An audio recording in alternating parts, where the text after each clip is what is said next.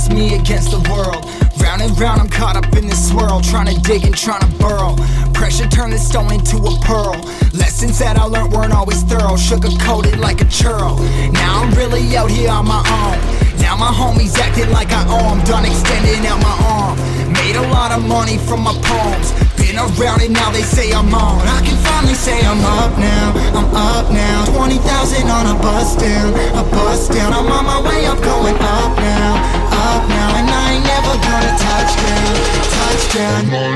Assalamualaikum warahmatullahi wabarakatuh. Kang Bro, ketemu mana dengan Iwan beneran Kang Mas. Cak, IWB tahu sampean pasti menunggu review kita bagaimana MotoGP Silverstone kemarin yang begitu banyak kejadian Kang Mas. Jadi begitu tricky dan teman-teman semuanya kita juga dibuat kaget dengan bagaimana yang terjadi pada Marquez bersaudara, termasuk juga tiba-tiba ada red flag.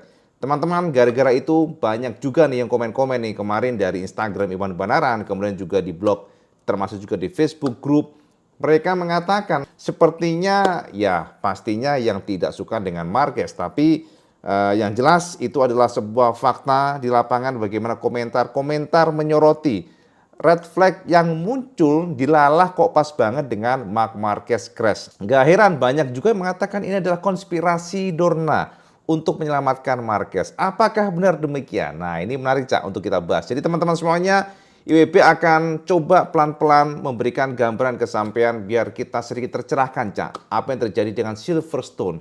Jadi supaya ya sampean juga merasa puas, sampean juga merasa tercerahkan. Jadi kita nggak berasumsi, IWB nggak mau ada asumsi, kemudian juga hanya opini pribadi. Teman-teman IWB juga bisa beropini.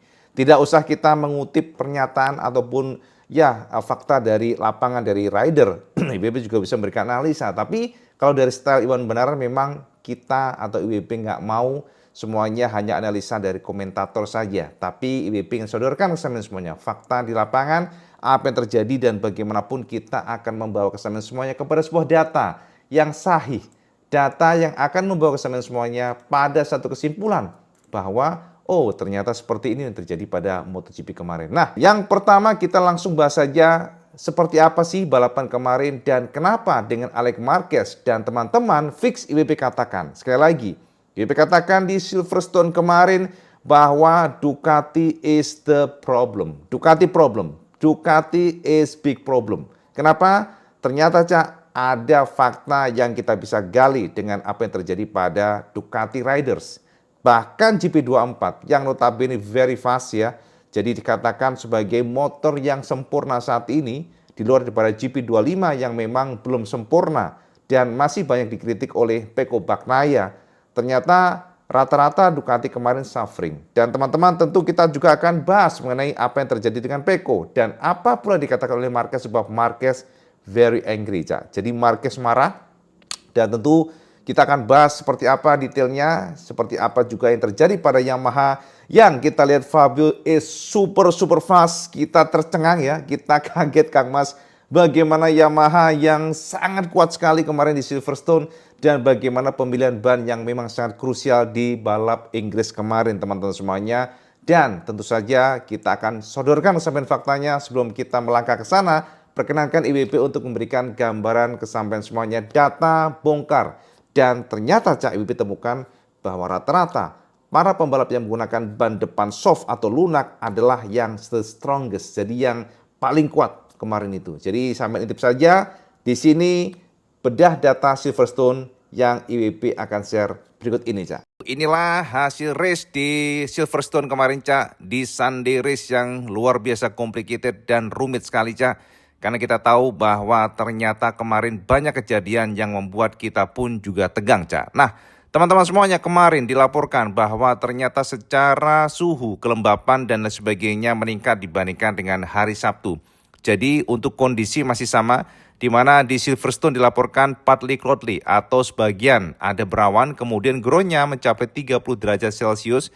Ini meningkat cukup tinggi dibandingkan dengan sebelumnya yang di kisaran 18 derajat Celcius. Jadi memang teman-teman semuanya nggak heran semua tim dari Ducati kemarin menggunakan tipe ban depan medium. Nah teman-teman pada saat kondisi yang tricky tersebut dan juga banyak kejadian, bisa kita pastikan bahwa Aprilia is the best di sini, Cak. Kita lihat Fabio kan crash, Cak, tapi secara general memang hasil adalah hasil, dan di sini kita berikan acungan jempol buat Bezzecchi yang berhasil menjadi kampion dan menorehkan namanya di mesin Aprilia dengan juara di Sunday Race kemarin di Inggris dengan mengumpulkan 25 poin. Menorehkan waktu yang sangat baik dengan 38 menit, sementara Johann Zarco yang berusaha keras untuk mengejar Bezzecchi tapi gagal, Kang Mas. Zarco harus puas dengan posisi 2, dan ini adalah sebuah raihan luar biasa untuk engine Honda. Kenapa? Dan what happen ayak naon dengan Aprilia dan juga Honda kok bisa kencang banget? Di sini kita akan bahas setelah nanti ini, Cak, ya. Jadi WP akan jabarkan kesampaian biar dapat gambaran. Nah, kemudian adalah Marc Marquez dengan kondisi yang sudah kita terangkan kemarin, yang sudah kita share ke semuanya, bahwa Marc secara pace sebenarnya sangat bagus sekali. Pada saat simulasi race free practice dan juga kualifikasi is not bad. Nah, khususnya Marquez itu bagus banget untuk race pace-nya. Tapi ternyata pada saat kemarin bisa kita pastikan benar-benar di luar dugaan Marc crash, ya. Dan kemudian rejoin dengan kondisi yang menggunakan motor kedua, dan ternyata ada keluhan, kita akan bahas nanti.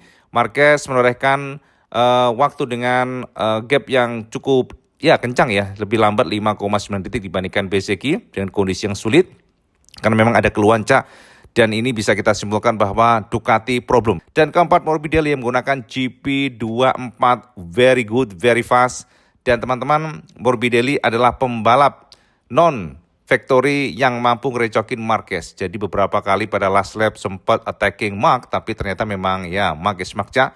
Pada saat dua seperti itu memang Marc sangat sulit untuk dikalahkan. Jadi Morbidelli setelah sebelumnya apes, Kang Mas, ya, sama dengan kondisi Marc yang crash. Jadi Morbidelli kehantam motor Honda Alex Espargaro, dan alhamdulillah bahasanya, Cak, syukurnya setelah ada regulasi. Jadi regulasi tersebut juga menguntungkan, sangat-sangat menguntungkan Morbidelli yang akhirnya rejoin lagi, dan itu membuat Morbidelli mampu merangsak dengan posisi 4 atau mengumpulkan 13 poin. Sementara kelima Alex Marquez yang hati-hati sekali, Cak, kelihatan banget Alex Marquez akhirnya yang penting dia finish, ya. Jadi tidak ada ambisi khusus untuk menang di sini karena memang secara mental pasti beda. Ketika sudah crash, informasinya memang mentality. Jadi mentalnya pasti terganggu dan tidak ada confidence yang sama sebelum crash. Dan keenam adalah Pedro Acosta, Cak, yang bisa meraih posisi 6, tapi Pedro sangat kecewa kepada KTM. Kemudian Jack Miller, Kang Mas. Miller menjadi pembalap Yamaha terbaik di Silverstone kemarin di Inggris, dan itu membuat sebagai pembalap tuan rumah senang, Cak. Jadi Miller mengumpulkan 9 poin atau menjadi pembalap Yamaha terbaik setelah Fabio crash, dan ke-8 adalah Adeguer, disusul lagi dengan Di Antonio, Joan Mir 10, dan itu menjadi penegas bahwa memang performa Honda di Silverstone cukup baik. Kemudian 11 Viñales, 12 Fernandez, 13 Alex Rins yang mengeluh tidak sama dengan yang dirasakan oleh Fabio.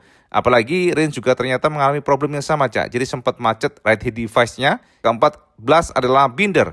Luca Marini menjadi pembalap terakhir yang mengumpulkan poin dengan 1 poin, dan kemudian Oliveira 17, Bastianini 18, Savadori 19, Chantra, dan not classified atau tidak bisa finish adalah Quartararo, Espargaro, dan juga Pecco Bagnaia. Jadi rata-rata para pembalap yang menggunakan tipe ban depan soft atau lunak ternyata very fast dan konsisten sekali, walaupun sempat hancur bannya dari Zarco contohnya.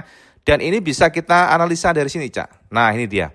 Jadi teman-teman, ini adalah salah satu gambaran data yang bisa resemen semuanya bagaimana para pembalap MotoGP yang menggunakan tipe ban soft depan di sini, Cak. Lihat nih ya. Marco Bezzecchi pun menggunakan tipe ban soft itu sangat kuat pada saat race kemarin. Dan di sini kita perhatikan bagaimana Marco Bezzecchi menggunakan tipe ban depan soft yang rata-rata belakang sih medium, Cak, tapi depannya soft. Dan Bezzecchi sebagai pembalap Aprilia yang juga sangat kencang, very fast. Kita lihat bagaimana Marco mampu menorehkan waktu yang sangat baik, bahkan terbaik pada saat kemarin, walaupun kita katakan race pace kemarin cukup lambat dibandingkan dengan tahun kemarin. Kemudian kedua adalah Johann Zarco yang juga menggunakan tipe ban depannya soft, Cak. Ini dia, Kang Mas, ya. Sementara ketiga adalah Marc Marquez yang menggunakan tipe ban medium depannya dan ternyata tidak bekerja dengan baik. Informasi kita dapatkan demikian, jadi Marc merasakan feeling motornya kurang nyaman, Cak. Jadi berasa dibelokkan ada rasa understeer, itu kata Marquez. Dan teman-teman, memang mayoritas Ducati menggunakan tipe ban depan medium dibandingkan dengan soft. Dan terbukti juga Morbidelli menggunakan tipe ban medium untuk depannya sama dengan Marquez dan juga sangat kuat. Sekali lagi memang GP24 very strong. Sementara itu kalau kita lihat juga di posisi kelima sama ya, jadi Ducati menggunakan tipe ban medium depannya. Dan keenam Pedro Acosta. Nah, Acosta menjadi pembalap KTM terbaik dengan tipe ban depan soft. Jadi dibandingkan dengan Maverick Viñales yang menggunakan tipe ban depan medium, memang soft ini lebih bekerja. Kalau kita lihat ya, dibandingkan dengan medium depan. Pada saat kemarin di Silverstone yang, wah ini lean ankle-nya banyak banget ke kanan, Cak. Dan juga kemudian ketujuh, kita lihat Jack Miller juga menggunakan tipe ban soft ya, dan berhasil. Bagus banget. Fabio juga sama, Cak, sebelum mendapatkan problem dengan ready device-nya, dia juga menggunakan tipe depan soft yang very fast ya di awal, bahkan terpaut 4,5 detik, meninggalkan posisi kedua pembalap lainnya, walaupun pada akhirnya apes. Dan teman-teman ke-8 Luca Marini menggunakan tipe medium depan. Dan juga kita lihat di sini, Cak, Formula de Guer sama ya, rata-rata memang Ducati menggunakan tipe medium depan. Lalu Fabio Di Antonio medium juga, dan kita lihat Viñales menggunakan medium, tidak sama dengan Acosta untuk bannya. Gambaran kesamaan semuanya tentang alokasi ban dan pemilihan ban yang menjadi kunci kemenangan para pembalap kemarin. Dan rata-rata dari 1, 2, 3 seandainya Fabio tidak crash, yang menang adalah, atau yang 1, 2, 3 maksudnya yang menguasai podium, para pembalap yang menggunakan tipe ban depannya soft, Cak. Itu ya gambar kesamaan semuanya. Artinya memang kemarin yang bekerja adalah tipe ban depan soft dibandingkan dengan medium. Kita lihat sekarang the fastest lap each rider-nya. Nah teman-teman, dari sodoran tadi bisa kita simpulkan dan kita pastikan bahwa ternyata memang untuk Bezzecchi dia adalah pembalap yang super fast. Bisa kita lihat bagaimana ternyata hanya 2 pembalap yang mampu menjebol tembok 2 menit. Yakni Bezzecchi dan Fabio Quartararo. Bisa kita lihat di sini, Cak.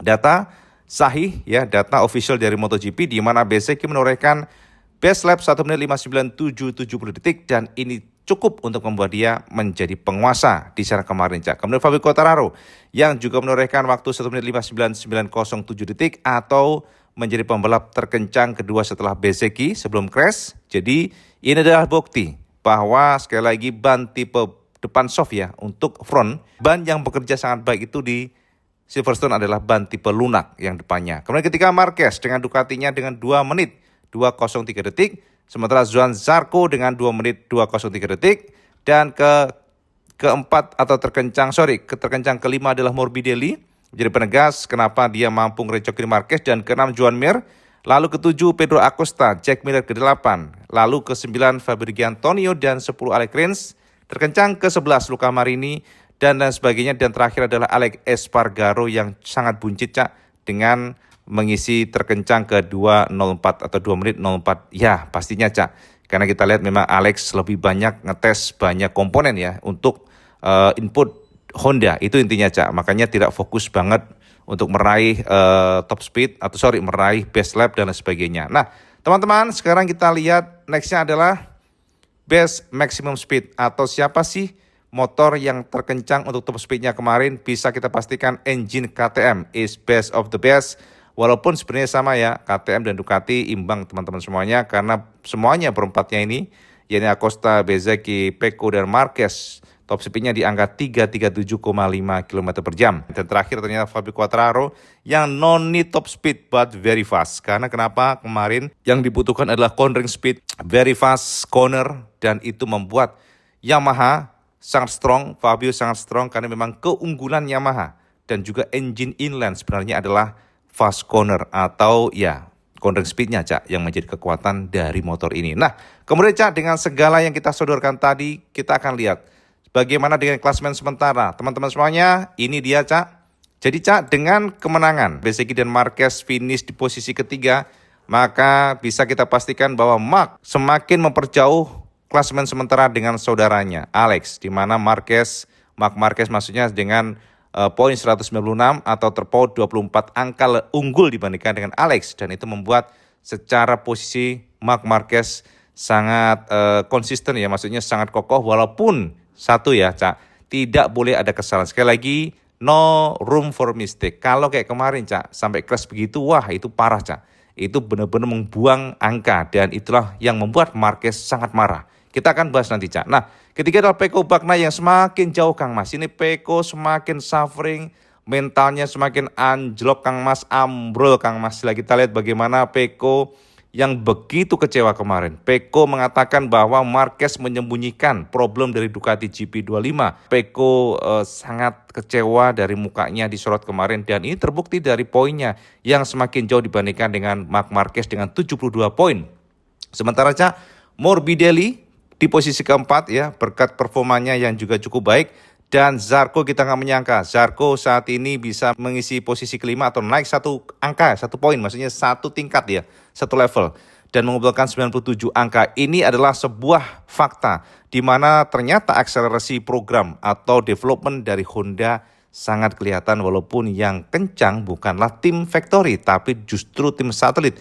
Tapi apapun kita tahu sendiri bahwa Honda memang untuk tahun ini mensupport penuh tim satelit tanpa ada membedakan antara tim factory dan satelit. Jadi ibaratnya ya Cak, ibaratnya nggak ada spek A, spek B, tapi memang betul-betul yang diberikan kepada tim satelit adalah spek factory. Itu kata dari Honda, Cak. Jadi teman-teman, Zarco mengumpulkan 97 angka atau terpaut 99 angka dari Marquez dan Fabrizio Antonio menyusul ke-6, Bezzecchi ke-7 dan Quartararo ke-8, Cak. Ini adalah sebuah fakta dan kondisi yang mengecewakan sekali karena Quartararo very fast dan juga seharusnya dia bisa nangkring di posisi yang sangat baik karena dia kehilangan 25 poin dan itu membuat nyesek hati Fabio, makanya Cak kemarin nangis ya, terseduh-seduh Kang Mas. Dan 9 adalah Acosta, 10 Alguer, Viñales ke-11, kemudian Ogura 12, Marini 13, Binder 14 dan Bastianini 15. Dan kita lihat di sini Kang Mas ya, yang terakhir adalah Jorge Martin Kang Mas ya. Kita tahu Martin sangat kecewa sebelumnya dengan Aprilia dan sempat tersiar kabar bahwa Martin akan hengkang dari Aprilia. Akan tetapi kemenangan Bezzecchi membuat bos dari Aprilia seperti kayak memberikan penegasan, nih loh Martin, motor kita bisa menang, demikian kira-kira Cak ya. Dan teman-teman kemudian untuk konstruktor maka Ducati tetap kokoh dan kita surprise Honda ternyata juga bisa tembus di angka 110 poin. Jadi ini adalah rekor Cak, karena sebelumnya terlunta-lunta tersiok-siok. Kemudian ketiga Aprilia, jadi Honda menyalip Aprilia, KTM, dan Yamaha paling bunci di sini Cak. Sementara untuk tim, Ducati Lenovo masih sangat kokoh, tak pernah tergeser dan BK8 Gresini 228 angka. Kemudian disusul Pertamina, LCR Honda ke-4, Red Bull ke-5, Monster Energy ke-6, Aprilia Racing 7 dan teman-teman Prima Pramac Yamaha MotoGP paling bunci di sini dengan 34 poin. Demikian kira-kira Cak data sahih dan juga klasemen sementara di mana ternyata Marc Marquez dengan kondisi kemarin makin kokoh dengan posisinya Cak. Nah, gitu ya Kang Mas ya. Jadi teman-teman semuanya, IWP sudah jabarkan kesampaian data sahih di mana memang Marco Bezzecchi sangat kuat sekali. Jadi Bezzecchi dan Aprilia memang very fast, very strong di sana. Kalau seandainya, tidak ada Fabio Quartararo yang problem macet dan teman-teman IWP akan bahas itu satu persatu. Yang pertama, kita bahas yang pertama dulu ya. Kita bahas dari Alex Marquez. Apa yang terjadi dengan Alexa? Jadi teman-teman semuanya, pada bukaan atau starting grid awal, sebenarnya Alex Marquez sudah sangat bagus. Karena dia pada saat start pun mampu langsung melejit dan secara posisi sudah di depan dari Fabio Quartararo teman-teman. Akan tetapi, ini Cak yang menjadi problem dari Alex Marquez. Dia lupa Cak bahwa di hari Minggu kemarin, para pembalap Ducati khususnya dia juga menggunakan tipe ban depan medium. Dan ingat, medium dan soft itu beda. Medium butuh waktu untuk panas. Dan di sana kita lihat Alex terlalu memaksakan diri dan dia sedikit wide dari posisinya dari racing lainnya. Dan itu dipaksakan oleh Alex Marquez untuk mencoba masuk ke kanan. Jadi ya masuk entry corner Cak. Di sanalah kita lihat bahwa Alex kehilangan traksi ban depan dan akhirnya delosor Kang Mas. Jadi intinya adalah kesalahan Alex Marquez adalah kemarin terlalu nge-push banget pada saat menggunakan ban medium yang notabene masih belum panas ya. Artinya belum cukup panas temperaturnya. Dan itu membuat dia melakukan kesalahan dan crash. Itu yang pertama. Yang kedua adalah kalau kita melihat balapan kemarin dan kita melihat apa yang terjadi pada saat refleks, kita harus katakan kemarin memang adalah hari keberuntungan dari Marquez bersaudara. Tidak usah debat di sini, Cak. Sebab Marc Marquez pun mengatakan bahwa today is the luckiest day for Marquez family. Jadi ini adalah keberuntungan yang luar biasa pada keluarga Marquez, pada Marquez family. Sebab sama tahu sendiri apa yang terjadi kemarin, bagaimana pada saat mereka crash, jadi berdua nih crash nih, Alex Marquez crash dan gak lama kita lihat di lap kedua Marc Marquez crash pada saat dia rebah ke kanan dan saat itulah hanya langsung beberapa detik ternyata ada red flag. Dan teman-teman, red flag ini gara-gara problem ya, sama harus tahu dulu nih sebelum kita melangkah ke sana. Sebab ada yang mengatakan, wah ini sengaja nih menyelamatkan Marc Marquez. Teman-teman, tidak seperti itu Kang Mas. Jadi kalau kita membedah secara dalam, memang kondisinya adalah ternyata Film Stewart atau yang ada di lapangan mereka baru menemukan dan memang momen pada saat menemukan adanya ceceran oli adalah ketika beberapa detik Marc Marquez itu crash.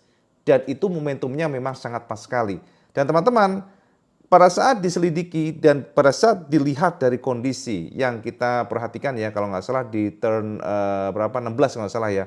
Di sana gara-gara motor dari Frankie Morbidelli, Cak. Memang oli nggak banyak banget ngucurnya, sehingga tidak langsung secara detik itu pun di red flag, akan tetapi butuh beberapa saat untuk Film Stewart mengetahui, oh ternyata ada oli nih. Nah seandainya, nih teman-teman, seandainya ya, ditunggu nih, kenapa sih pas banget pada saat lap kedua, kenapa nggak lap ketiga? Nah ini ada korelasinya dengan regulasi nih. Karena pada lap ketiga ini memang menjadi acuan bagi para pembalap bisa restart ulang, bahkan yang crash pun. Ini sampean harus buka dulu nih. Jadi bukan gara-gara Marc Marquez, tapi sampean harus buka lagi di masa lalu di mana Dani Pedrosa pun diselamatkan oleh regulasi ini. Dani Pedrosa di Styria Race di 2021, saat itu bahkan dia terbakar KTM-nya, ya motornya, dan juga Savadori saat itu. Dan gara-gara kenapa? Red flag dikibarkan sebelum 3 lap. Dan akhirnya ya dengan kondisi yang terbakar pun, dengan kondisi yang mungkin dia nggak bisa masuk pit pun, ternyata Dani juga restart. Jadi bareng-bareng lagi nih Cak, jadi ikut lagi. Memang regulasinya seperti itu. Nah teman-teman, untuk memberikan gambaran kesampaian regulasinya seperti apa, jadi biar sampean tercerahkan, Ibu sudah siapkan ya di sini Cak. Jadi kalau kita lihat, sama lihat di layar ini, itu ada regulasi di pasal 1.52.2. Regulasi tersebut dijabarkan dengan gamblang ya. If the result calculated show that less than 3 laps ya have been complete by the leader of the race, dan juga diteruskan di pasal 126.4. Nah ini dilanjutkan Cak. Jadi pada kondisi tersebut ya, in case, oke, kita langsung aja terjemahnya. Ini adalah pasalnya yang ada di FIM regulation ya untuk MotoGP. Dan di sini disebutkan kalau kita terjemahkan adalah jika hasil perhitungan menunjukkan bahwa kurang dari 3 lap balapan diselesaikan oleh pemimpin race, maka balapan akan batal dan balapan baru akan dilaksanakan. Terus jika ternyata tidak mungkin untuk memulai balapan kembali, maka race akan dinyatakan batal dan balapan tidak akan dihitung sebagai kejuaraan. Dilanjutkan Cak, jika terjadi situasi yang dijelaskan dalam pasal 1252 atau kurang dari 3 putaran yang diselesaikan, maka semua pembalap, nah ini Cak yang penting, semua pembalap dapat ikut start, termasuk pembalap yang mungkin belum menyelesaikan warm up dan juga start awal. Kemudian motor diperbolehkan untuk diperbaiki atau diganti, lalu dilanjutkan dengan pengisian ulang bahan bakar juga diperbolehkan. Untuk MotoGP, jumlah lap akan dikurangi 1 lap dari jarak awal ya. Untuk kasus Silverstone kemarin Cak, menjadi 19 lap dari sebelumnya 20, dan posisi grid start akan sesuai dengan balapan asli. Nah, ini adalah bunyi dari pasal yang ada dalam regulasi di MotoGP. Dan artinya Cak, memang kalau sampean membahas mengenai konspirasi Dorna yang nggak ada Kang Mas, kan sudah jelas sekali dijabarkan di sana regulasinya. Dan memang pada saat momentum tersebut itu adalah lap kedua. Taruhlah nih ya, Film Stewart atau Marshall tidak mengibarkan red flag, sama memang pengen nih semua pembalap jungkel semuanya. Karena ingat Cak, oli adalah sebuah liquid yang sangat licin sekali Cak. Jadi apapun kuatnya grip dari ban kalau sudah melibas oli ya pasti jungkel Kang Mas. Sangat berbahaya sekali, very dangerous. Dan itu akan mengancam para pembalap. Entah bisa cedera, entah luka, dan itu pada lap kedua Cak. Nah taruhlah nih, nunggu lagi nih, red flag gak dikibarkan. Ya nggak mungkin juga pembalap akan bisa menyelesaikan lap ketiga, soalnya pasti crash. Karena itu di tikungan yang sangat tight ya, sangat sempit.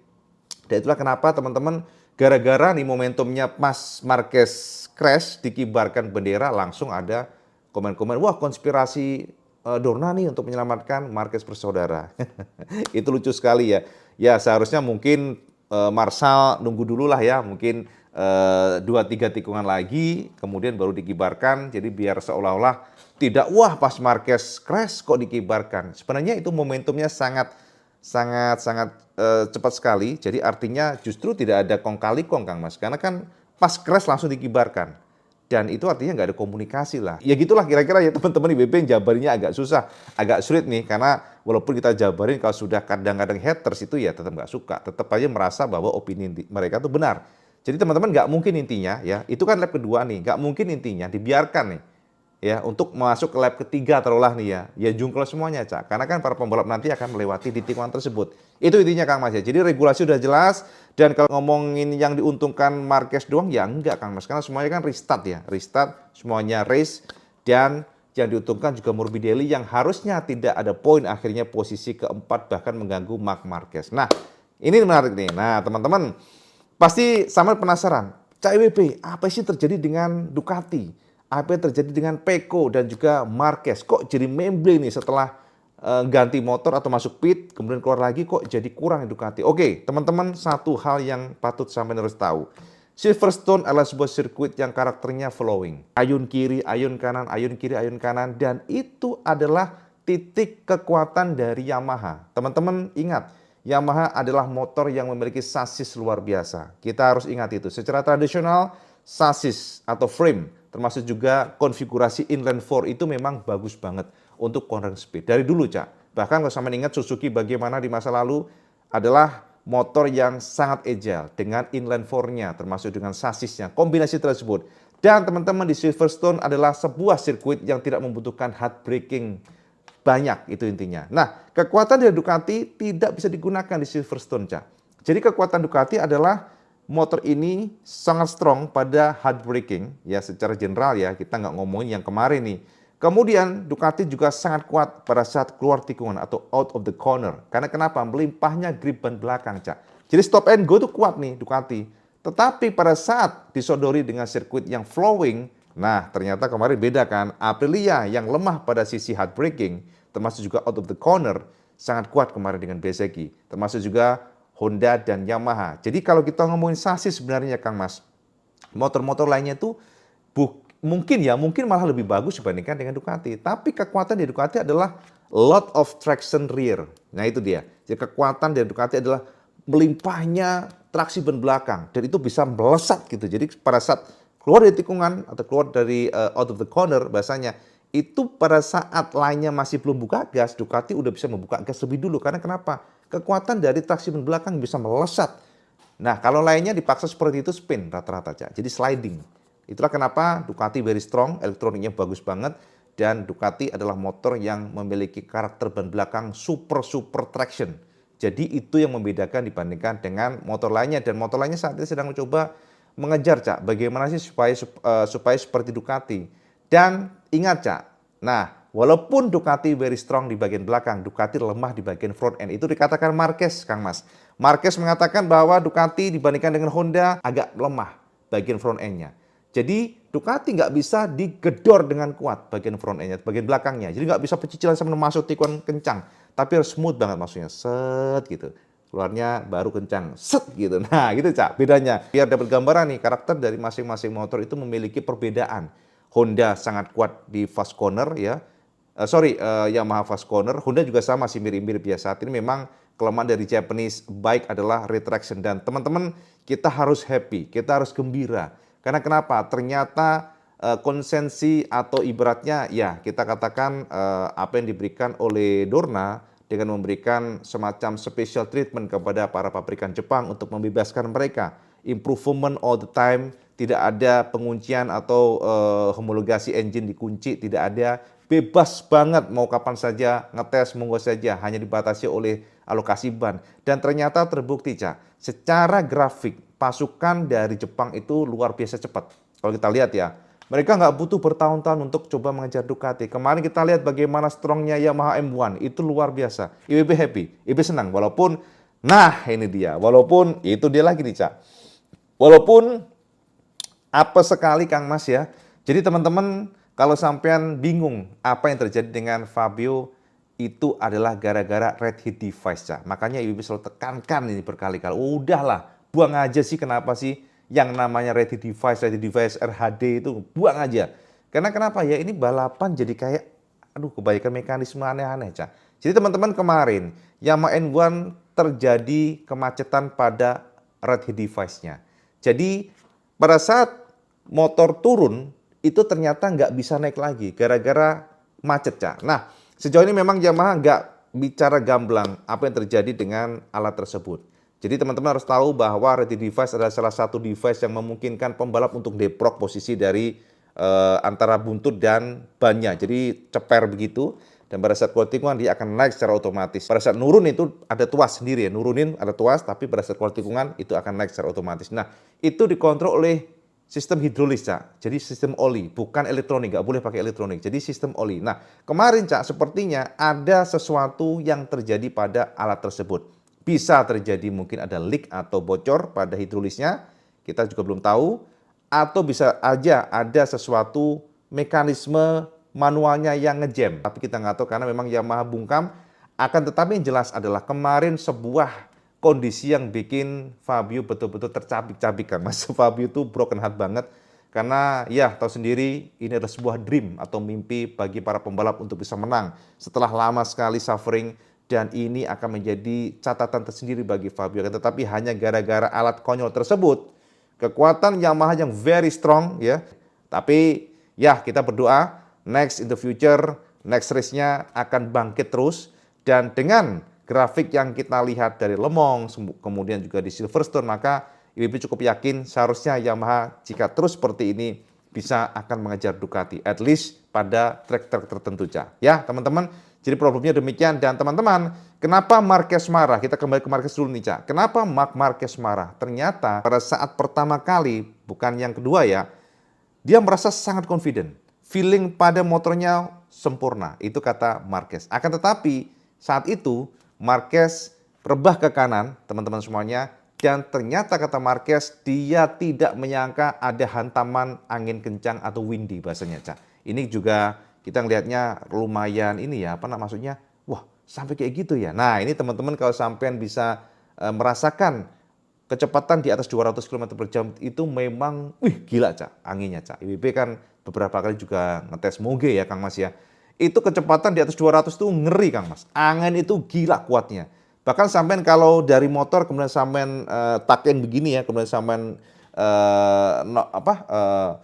mengangkat badan seperti ini, itu langsung kayak ditampar itu anginnya. Jadi memang kemarin Marquez informasinya dari Marc sendiri pada saat press conference di media, Marc mengatakan pada saat rebah tersebut ada angin yang tidak diduga menghantam pada sisi bannya. Itu dari Marquez. Jadi memang itu adalah tikungan berbeda, itu bukan gara-gara Marquez kena oli, bukan, Cak. Tikungannya berbeda ya, jangan salah ya. Pada saat ada oli ditemukan sama dengan crash Marquez itu beda, di tikungannya beda. Jadi tidak ada korelasi dengan oli ya pada saat Marquez kemarin crash. Pada saat race kedua, nah ini, Cak, yang menarik. Baik Pecco, baik Marquez ternyata, nah ini Marquez agak slow ya ngomongnya ya teman-teman. Tapi kita akan bahas lah ya pernyataan resmi dari para pembalap. Tetapi kali ini WP ingin memberikan gambaran kesana semuanya nih yang terjadi. Jadi, Cak, pada saat join lagi dengan menggunakan motor kedua. Jadi teman-teman, Marquez menggunakan motor kedua, Cak, bukan motor utama karena crash kemarin dan tidak ada waktu untuk perbaikan. Marc mengatakan bahwa feeling dari motor berbeda. The feel of the bike is different, dia bilang.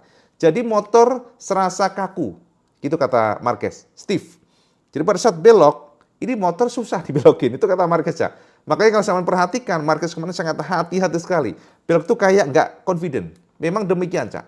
Marc mengatakan bahwa feeling motor pertama dan kedua itu berbeda. Jadi motor yang kedua tidak memberikan feeling positif. Jadi entry cornernya grogi, kemudian juga motor itu terasa pada saat nikung itu nggak maksimal. Jadi terasa kayak yaitu tadi front end-nya. Sekali lagi memang sepertinya ya. Sekali lagi WP harus setuju dengan Pecco kali ini bahwa Ducati masih bermasalah. Ducati still problem dan Ducati memang harus melakukan beberapa gebrakan untuk memperbaiki GP25. Sebab Marquez mengatakan bahwa feeling dari motornya kaku. Itu aja sih, Marquez nggak memberikan gambaran bahwa motornya susah, motornya bermasalah, enggak. Marquez merasakan bahwa feeling berbeda. Motor yang kedua memberikan feedback yang kurang memberikan rasa confident, itu kata Marquez. Makanya teman-teman kemarin ada momen di mana Mark dan Pecco sama-sama tiba-tiba kayak slip bagian depan dan mereka akhirnya wide keluar, dan itu momentum yang sangat menarik sekali bagaimana factory Ducati. Same problem, the same feeling, dan itulah yang membuat juga Pecco sangat kecewa Kang Mas. Dan bahkan zero feeling katanya, tidak ada feeling sama sekali, itu kata Pecco, Cak. Jadi teman-teman makanya kemarin Pecco coba memaksakan diri, makin drop, coba memaksakan diri justru malah crash. Dan ini adalah sebuah fakta dan kondisi yang cukup pastinya ya membuat teman-teman yang fans Pecco akan sedih. Dan WP juga merasakan itu Cak. Sebab ini kok jadi kayak bukan Pecco yang kita kenal gitu loh. Jadi Pecco ini seperti memang benar-benar drop. Entah mentalnya ya. Dan seperti memang mental menjadi salah satu isu penting sekali. Dan at least dari sini kita tahu bahwa Marquez memang masih best of the best untuk klasemen sementara. Dan kita lihat apakah pertarungan ke depan Yamaha ataupun Honda termasuk Aprilia mampu coba mendekati atau mengalahkan Ducati. Kita lihat seperti apa. Dan sama komen di bawah, Cak, kira-kira sama optimis nggak dengan kebangkitan Honda Yamaha termasuk Aprilia, atau mungkin sampai percaya bahwa next udahlah paling Marquez lagi ya. Kita tunggu saja seperti apa, komen di bawah. Dan seperti biasa kalau semuanya suka video ini, like, share, dan subscribe. Ojo lagi Kang Mas sama sholat 5 waktu karena itu yang paling penting. Assalamualaikum warahmatullahi wabarakatuh. Salam sekandas.